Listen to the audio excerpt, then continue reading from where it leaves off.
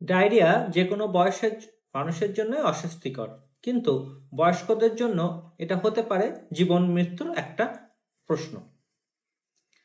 কেন বয়স্কদের ডায়রিয়া বিপজ্জনক?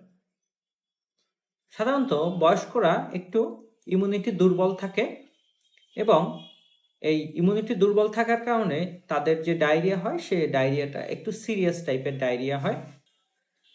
দ্বিতীয়ত, যেহেতু বয়স্করা আগে থেকেই একটু ডিহাইড্রেটেড থাকে এবং ডায়রিয়া হওয়ার পরে তাই খুব সহজেই তাদের পানিশূন্যতা বা ডিহাইড্রেশন হয়ে যায়।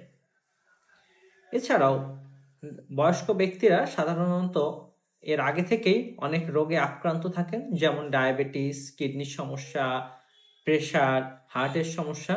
তাই এই সমস্ত ব্যক্তিদের যদি কিছুটা ডিহাইড্রেশন হয়, তাহলে এই কিডনির সমস্যা বা হার্টের দুর্বলতা এগুলো কিন্তু হুট করেই খারাপ দিকে নিয়ে যেতে পারে।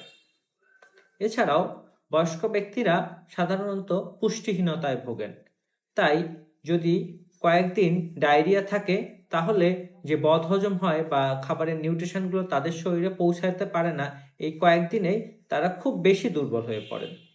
তাই বয়স্কদের ডায়রিয়া হলে খুব সচেতন হতে হবে, এবং যদি ডায়রিয়ার সাথে রক্ত যায়, যদি 24 ঘন্টার বেশি প্রস্রাব না হয়, খুব উচ্চ মাত্রায় জ্বর আসে এবং রোগী অজ্ঞান হয়ে যায় বা খিটখিটে মেজাজের হয়ে যায়, তাহলে অতি সত্বর হাসপাতালে নিতে হবে বা ডাক্তারের সাথে যোগাযোগ করতে হবে।